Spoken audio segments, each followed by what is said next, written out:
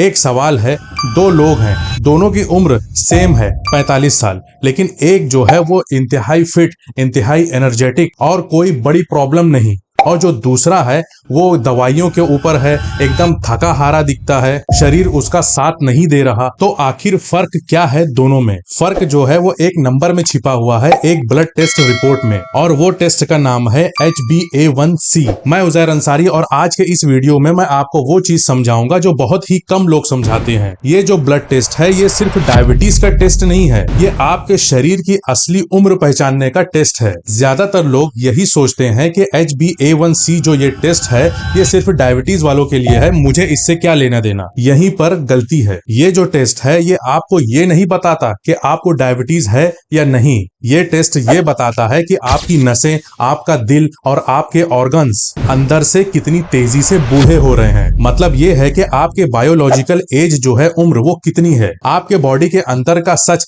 ये टेस्ट वो बताता है। HbA1c ये होता क्या है, तो चलिए एक एग्जांपल से समझते हैं। सोचो, हमारे ब्लड में हमेशा थोड़ी सी शुगर होती है, ये नॉर्मल है, लेकिन जब दिन रात शुगर हाई रहने लगे तो वो जो शुगर है वो हमारे रेड ब्लड सेल से चिपक जाती है। जैसे शहद कोई भी चीज पर चिपक जाता है, बिल्कुल उसी तरह ये चिपकना जितना ज्यादा होगा उतना ज्यादा अंदर से आपको डैमेज होगा। अब जो आपके रेड ब्लड सेल्स होते हैं वो सिर्फ 3 महीने तक ही जीते हैं। ये ब्लड टेस्ट की सिर्फ एक दिन की रीडिंग नहीं होती, ये 3 महीनों की पूरी कहानी होती है। अब आप सोचोगे कि ठीक है, चलो भाई, शुगर चिपक रही है तो चिपक रही है, लेकिन इसका हमारी उम्र से क्या लेना देना। जब ये शुगर का चिपकना रेड ब्लड सेल पर ज्यादा होता है तब हमारे शरीर में क्या होता है ये सुनो। हमारे शरीर के अंदर की नसें सख्त होने लगती हैं, हमारा दिल अपनी असली उम्र से ज्यादा तेजी से धड़कने लगता है, किडनीज को डबल काम करना पड़ता है और हमारी नर्व्स को सही सिग्नल मिलना बंद होने लगता है। इसका बिल्कुल सीधा मतलब है कि हमारे शरीर का अंदर से बूढ़ा होना तेज हो जाता है। 35 की एज में ऐसा महसूस होता है जैसे कि हमारी उम्र 50 हो गई है। यही बायोलॉजिकल एजिंग है। चलिए इस ब्लड टेस्ट को सिंपल लैंग्वेज में समझते हैं। अगर आपके ब्लड टेस्ट में नंबर आया है 5.3 तो आप बिल्कुल ठीक हो, और ब्लड टेस्ट रिपोर्ट में 5.4 से 6.4 तक अगर रीडिंग आ रही है तो अभी खतरे की घंटी नहीं बजी है, आप बिल्कुल बॉर्डर लाइन पर हो। और अगर ये रीडिंग आई है तो ये वीडियो आज आपके लिए ही है। और अगर रीडिंग 6.5 से ऊपर चली गई तो तुरंत डॉक्टर से आप मिलो। अभी यहाँ आपको ज्यादा सोचने की जरूरत नहीं है। अब यहाँ पर 3 गलत सोच है।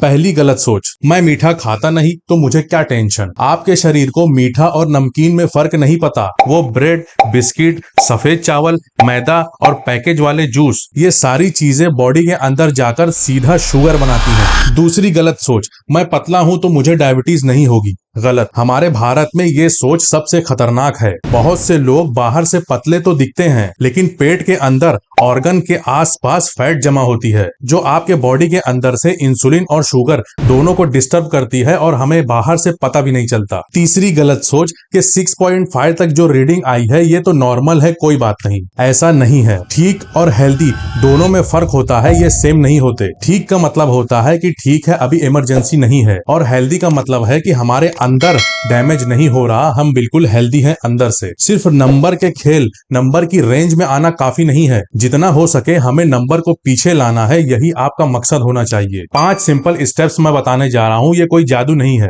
बस आपको सही डायरेक्शन में चलना है। स्टेप नंबर 1, मैदा, ब्रेड, पैकेज्ड चीजें कम करो। सिर्फ चाय और कॉफी की चीनी नहीं, ये सारी चीजें भी शरीर के अंदर शुगर को बढ़ाती हैं। पहले आप इन्हें कंट्रोल करो। दूसरा स्टेप, सब्जियों को और प्रोटीन को आप अपनी प्लेट के अंदर ज्यादा बढ़ाओ, इसे ज्यादा खाओ। दाल, अंडे, पनीर, ग्रीन वेजिटेबल्स, ये खाने के बाद शुगर को स्लो एब्सॉर्ब होने देती हैं। ये तुरंत शुगर को स्पाइक नहीं करती, ये इसकी सबसे बड़ी खूबी है। स्टेप नंबर 3, रोजाना आधा घंटा वॉकिंग। आपको हैवी जिम करने की जरूरत नहीं है, बस आपको वॉक करना है। जब तुम चलते हो तो हमारा शरीर ब्लड के अंदर से शुगर को निकालकर एनर्जी में कन्वर्ट कर देता है, उसे बर्न कर देता है। ये हमारे शरीर का सबसे अच्छा और नेचुरल शुगर कंट्रोल सिस्टम है। स्टेप नंबर 4, खाना खाने के बाद आप तुरंत मत लेटो। आप खाना खाने के 10 से 15 मिनट थोड़ा इधर उधर घर में चलो। ये छोटी सी आदत आपके खाना खाने के बाद जो शुगर स्पाइक होती है उसको ये काफी कंट्रोल में रखती है। Step number 5,